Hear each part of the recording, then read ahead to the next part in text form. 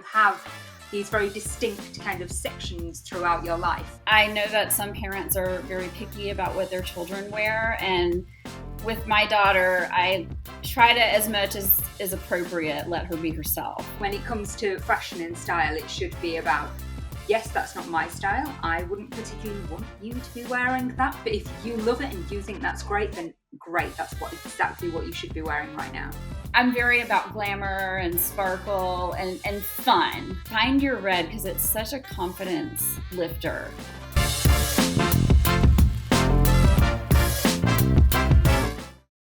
It's me. Hi. I'm definitely the problem. It's me. Off the Hanger's back, everybody. Just before we get started, I thought I would give you a little bit of insight as to why Off the Hanger has been off the rails, as it were, for quite some time. If you're new around here, and this is your first episode, you're probably thinking, what is she babbling on about? But if you were a regular listener and you wondered why I had disappeared for a couple of months, it's because I moved house. And boy, oh boy, was that a nightmare. But anyway, we are here, we are in. The new setup is not fully set up yet, but we're managing. And today I've got an incredible episode for you with fabulous personal stylist and Hollywood fashion historian, April Clemmer. I hope you enjoy this episode. April, thank you so much for being part of Off the Hanger. It is really lovely to talk to you today. I am super excited about that rail behind you. Before we started, we had a little chat about the colours that are radiating from that rail. It looks amazing. I had to mention this to you before, but you're wearing what are still all my favorite colors, but I've been through this sort of fashion metamorphosis lately, and it just had some interesting colors kind of barging into my wardrobe, and I'm just going with it. So yeah, I think it's important to have to understand that your style can evolve, I guess. Exactly. I think it's such a journey. I was actually on somebody else's podcast earlier today, and we were talking about that kind of evolution of your style from a teen right through to menopause, and how you have these very distinct kind of sections throughout your life. You work as a personal stylist, but you also, and I think it's super fascinating, are a fashion historian, but specializing in Hollywood and old Hollywood glamour. Please tell me more about this. Yeah, so I was originally always interested in fashion. I think most little girls grow up, and are interested in that. And I decided I wanted to be an actress. So I took a detour after I went to fashion school to come to Hollywood. And so I thought, I want to know what people really did to be successful, because there are so many books out there that say, here's how to get an agent, here's how to wow a casting director, all of those things. But if all of those were just plug-in formulas, everyone would be successful. So I started reading about all of the old Hollywood greats, your obviously Marilyn Monroe, she's everyone's gateway drug. But into, Audrey Hepburn, Grace Kelly, on and on. And so I just found it fascinating. I found the history and just the glamour, because it's something that we don't have today, but that's a world I'd like to live in. It's just everything's just a little lovelier when you're dressed and you feel good. And that was just this fantasy that was put over at the time. So that was always so interesting to me. And I read all these books. I move out to Hollywood. I don't know a soul. And so I spend my time driving around with this little list I had made of all the addresses of all these different people's houses or places they had worked that I had found in my books. And it was like a little Disneyland. But people came to know me as sort of this Hollywood historian. I was asked to write a historic walking tour, which I still give occasionally on private appointment in Hollywood. It's atypical, things you wouldn't quite see. And I didn't want to be a tour guide. And the reason I didn't want to be a tour guide, when they said, I turned in this tour, they're like, when do you want to start? And I was like, I don't. And they were like, why? And I was like, ew, I don't want to be a tour guide. And they were like, why? And I was like naming all these reasons, but I was like, I don't want to wear khaki pants and a polo and like chase people with their shorts. And they're like, you don't have to do anything you don't want to do. Can you just lead the tour? So I bought, vintage dresses or vintage reproduction, but very classic, not the costumey kind of look. I got really into the vintage jewelry. And so I've been on a big vintage kick for a long time, and I'm coming out of it a little now. But that's all of the old Hollywood tea. Next time I am in LA, I am booking one of those tours. It sounds amazing. We had the Divas exhibition on recently at the V&A in London, Oh my and they gosh. had some of Marilyn Monroe's pieces and some of the old Hollywood starlets, and then it went kind of through the decades until you got to like Beyonce and Rihanna and people now, and it was just, oh my goodness. I spent hours there. It was so brilliant just seeing all of those things. What were you like as a child? You said you liked fashion from being very young. Do you have an earliest childhood memory of fashion?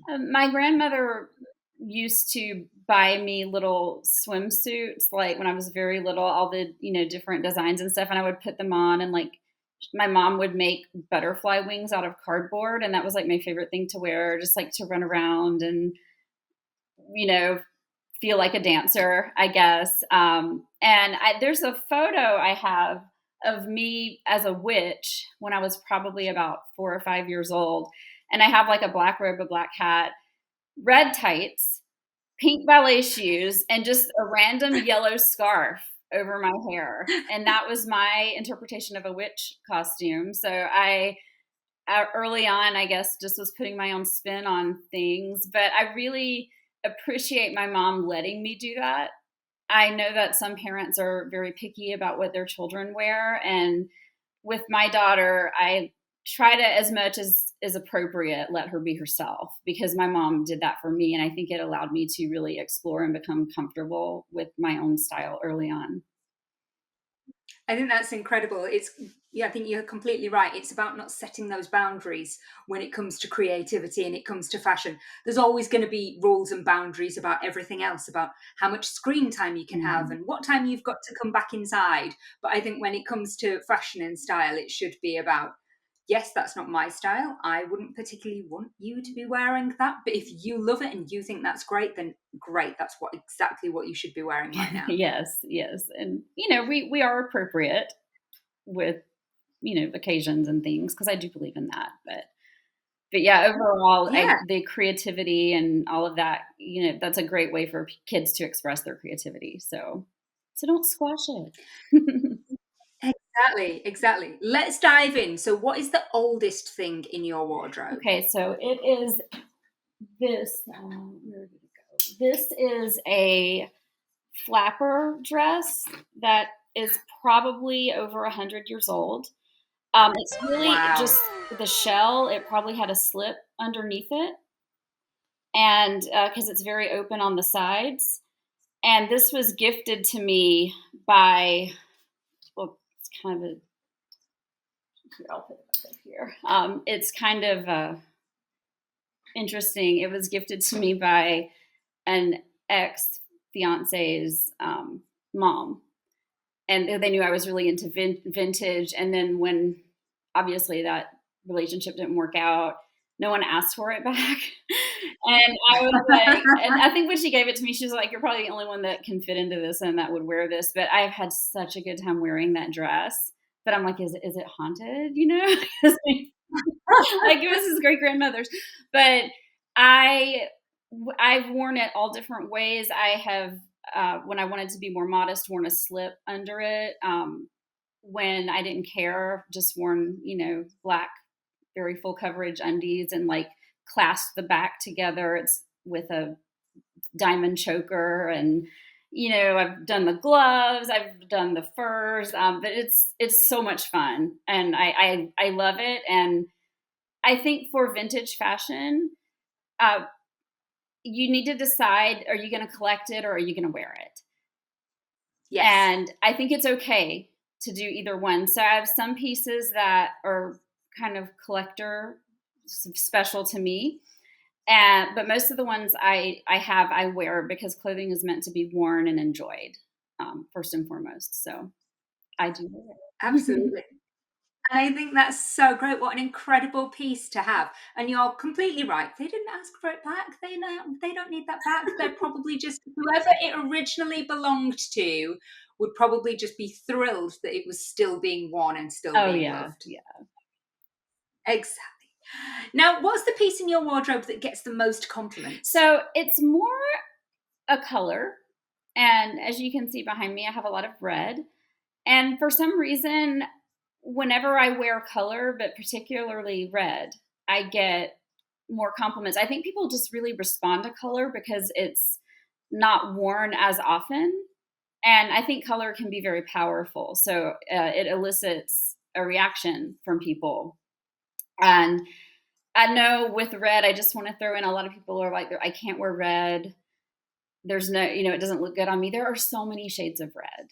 And like I would just play and find your red because it's such a confidence lifter and it's such an attention grabbing color, and in the right scenarios it can really make you feel amazing. But I've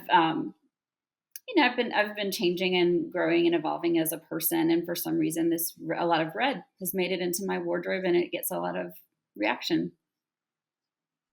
I love that. I do think you're right. It's such a head turning color. And I think previously there was that kind of idea that wearing red was seen as aggressive. But I do think how much of that was that a male perception to that kind of color, whereas women see it as a confidence thing and feel really confident in it and see it as a bold, confident choice.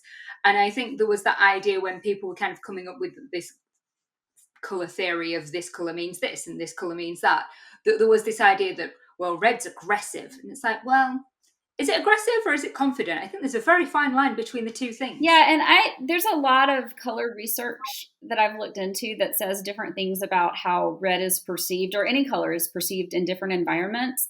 And I always go back to how is it making you feel? Because how you are coming across and your overall energy and feeling is really the power of clothing. It's not, oh, I can throw on this red thing, and all of a sudden people will see that. People still won't see the confidence if it's not there. So it's, when I'm in that situation where I'm like, oh, or what are people going to think about if I wear this? I'm like, well, what do I think about it? Exactly. I have that same thing with a red lip. So if I want a bit of confidence, I put on a red lip. And it's never a thought of, oh, what will somebody else think about this red lip? It's that I think I look great with a red lip. So I'm like, that's what I'm going for because I want to feel really good right now. And I know that the red lip instantly does that Oh for yeah, me. and it's the same thing. A lot of people say I can't do a red lip. There is a red for you. I have almost. I don't know that I have any nude lipsticks. They're all bright colors, and most of them are red. I love that for you. What's the most expensive piece in your wardrobe? You don't have to tell us how much if you don't So, want to. sure. It's actually this. This is a. I hope I don't butcher his name.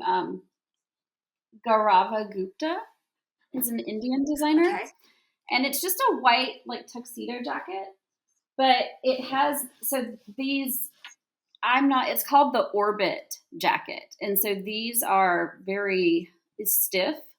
It's like pleated fabric. It almost feels like there's boning or something making this shape. It's very sculpted. And I found this on a huge, huge, huge sale. So I'll send you a photo of me wearing it, but it just makes me feel so classy. And it's something that I think, when I'm going into a conservative setting that's a little dressy, but then people aren't going to be wearing cocktail dresses per se. And I don't want to just go to like, black pants and a fancy top it just is something a little different. So I felt like it was worth the splurge. And uh, I would definitely check out this designer. He does some really beautiful things on the red carpet, but there's also, you can find things that for not every day, but you can find some things you can wear too, even if you're not often finding yourself on a red carpet. I love the structure and silhouette of that. That's incredible. Yeah. Like, I think because it's such a crisp white as well, it's that really lovely tone, but then it has that beautiful silhouette and structure around the neckline. It's so unusual. What a great piece to have Oh found. yeah, I love things that have an interesting structure or silhouette. I think a lot of people don't play with that very much. And it can even be hard to find pieces that have really good and interesting elements that are made up of that instead of just like prints or patterns or the typical things that we do. So yeah, Exactly. I think that's always a really good thing if you have people who love wearing black and they only want to wear black, but then sometimes they feel it can be a bit boring. That's what I always say to them. I'm like, play with texture or play with silhouette and absolutely. shape.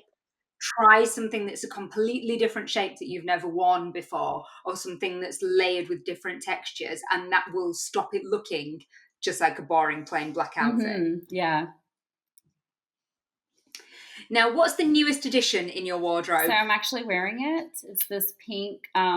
This is a Balenciaga top that has gloves. They button on and off.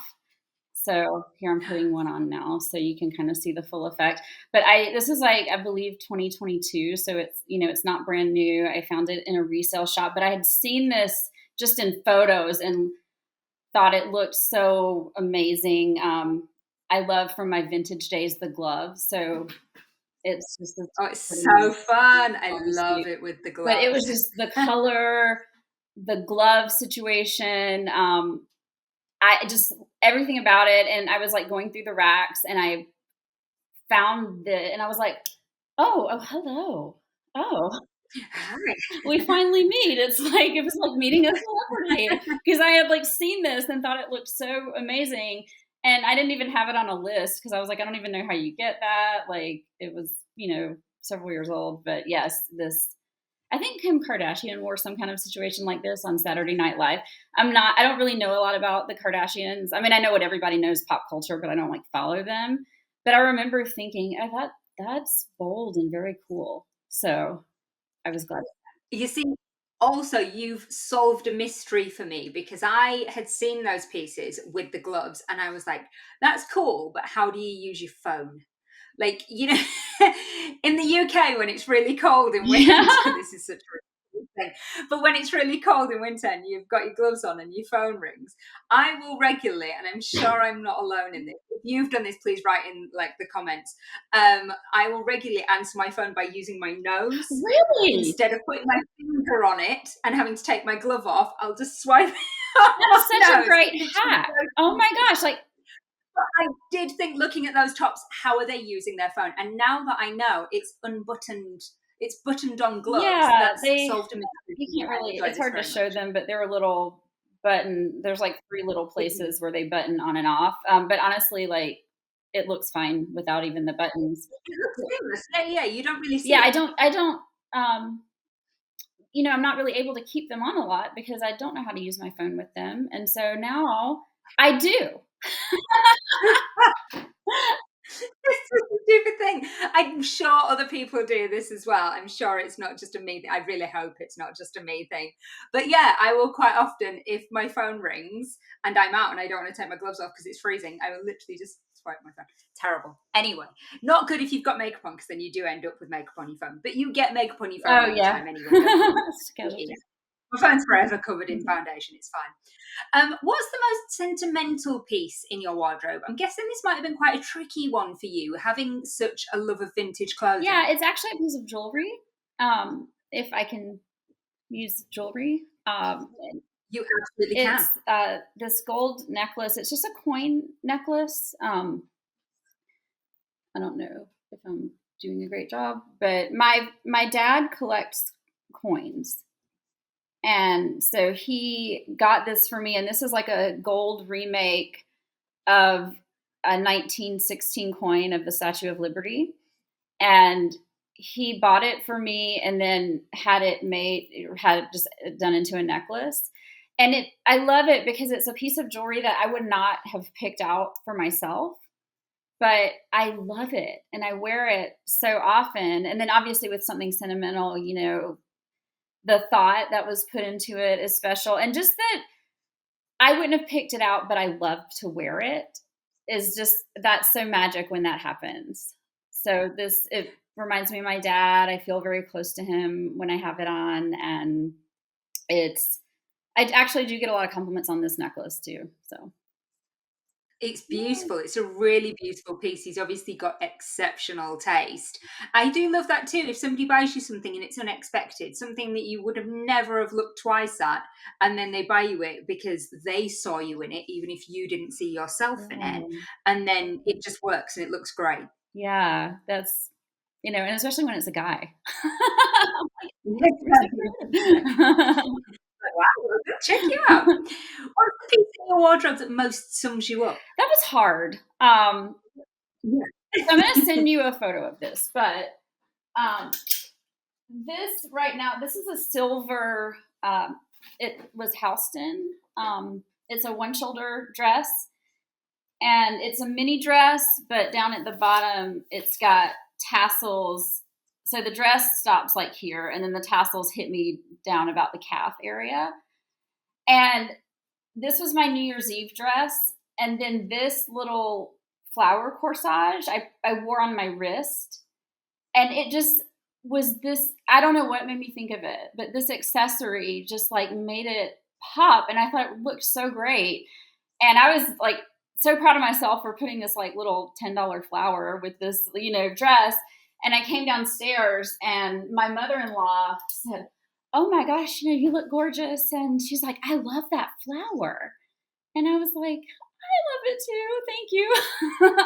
But I love when I think of an idea, like a different kind of accessorizing idea, and then people respond to it because I'm like, "Oh, I'm not crazy. Like that was a good idea."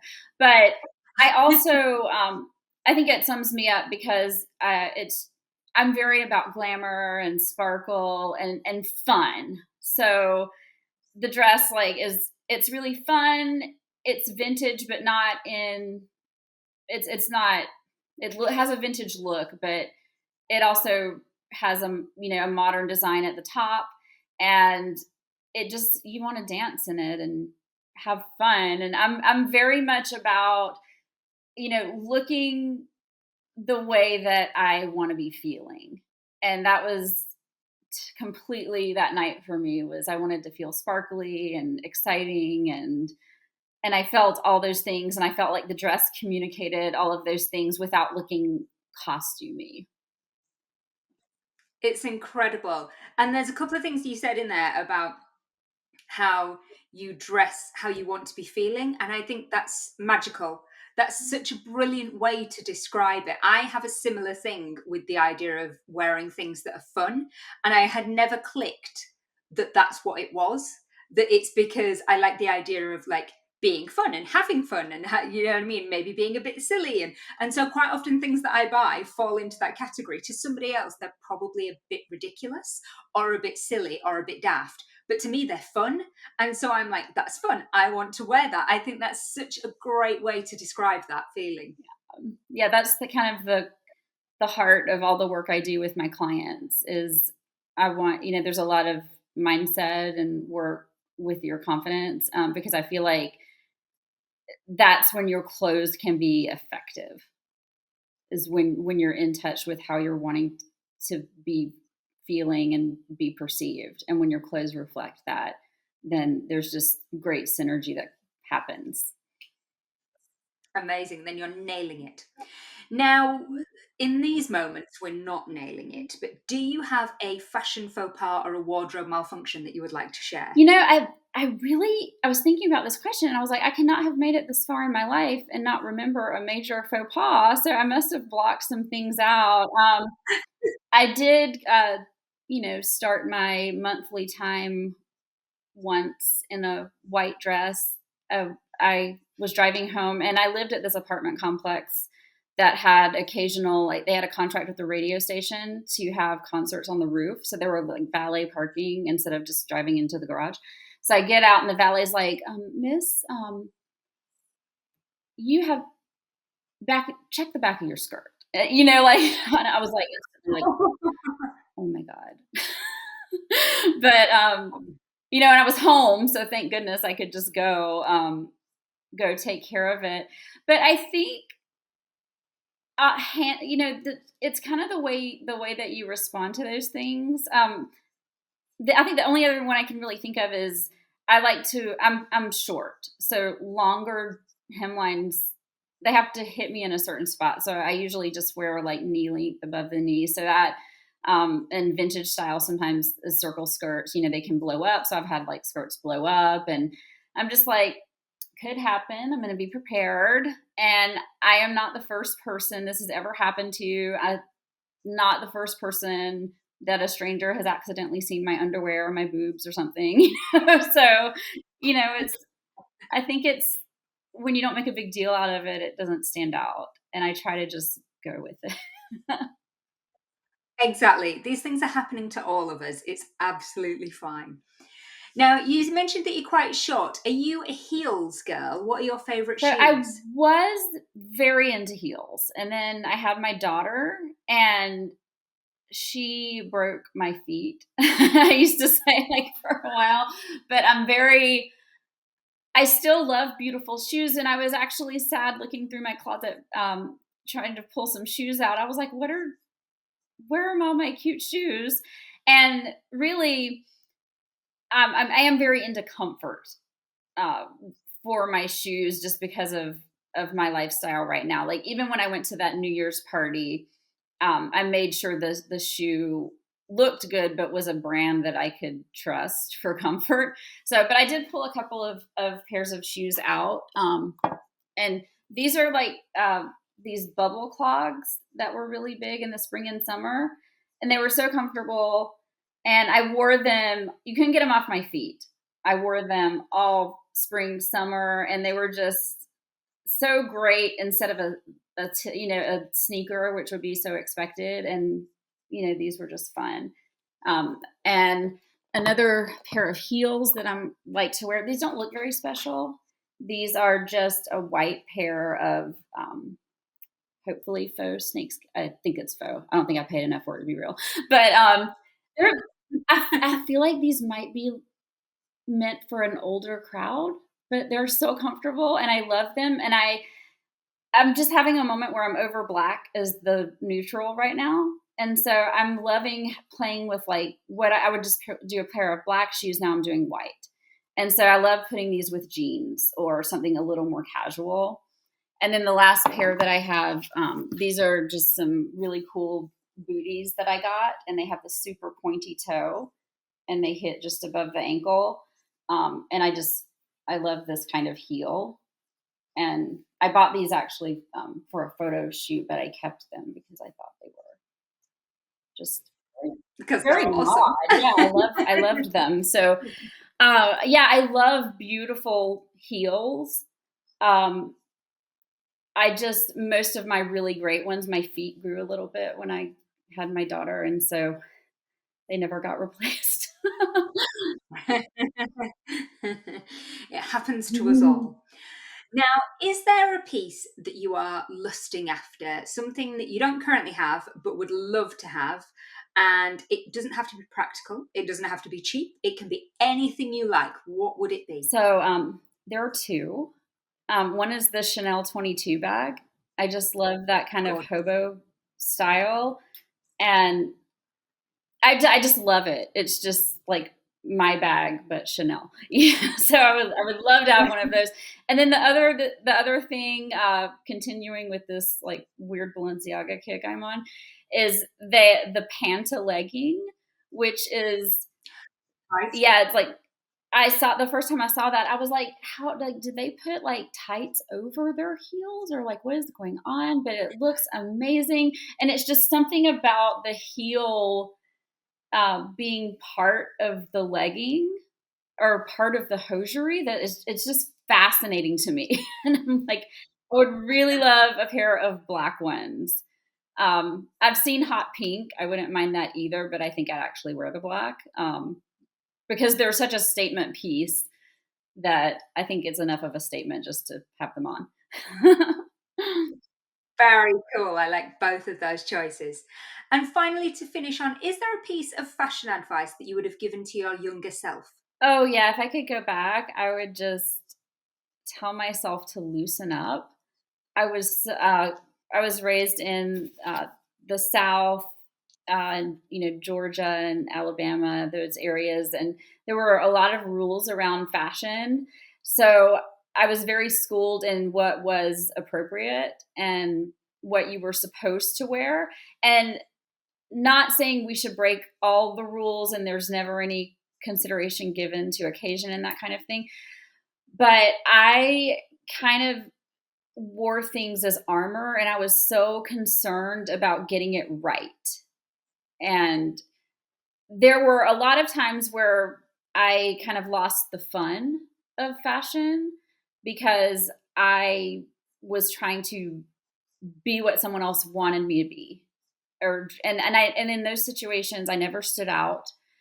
Um, I was just another person in the crowd. And really, when I look back on my life, like the times that I broke with that and was really true to myself were the times that it paid off.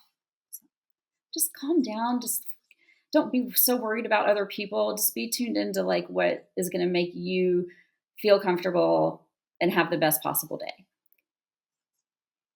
That's such brilliant advice. And I think you're completely right. I think the earlier we can accept that getting dressed is for us and not for anyone else, the happier we will be sooner in our lives. I think so many of us, for really long periods of our lives, cling to this idea that we should be dressing for the approval of other people. Mm, And actually, the only person whose approval you need is you. And so if you look great and you feel great in what you're wearing, that's actually all that yeah. matters. Yeah. Well, it has been an absolute delight chatting with you. I've loved going through your wardrobe and hearing all of your stories. Thank you so much for being a guest on Off the Oh, well, thank Hanger. you for having me. This was so much fun. Well, I hope you enjoyed the episode. If you did, please remember to share Off the Hanger with a friend.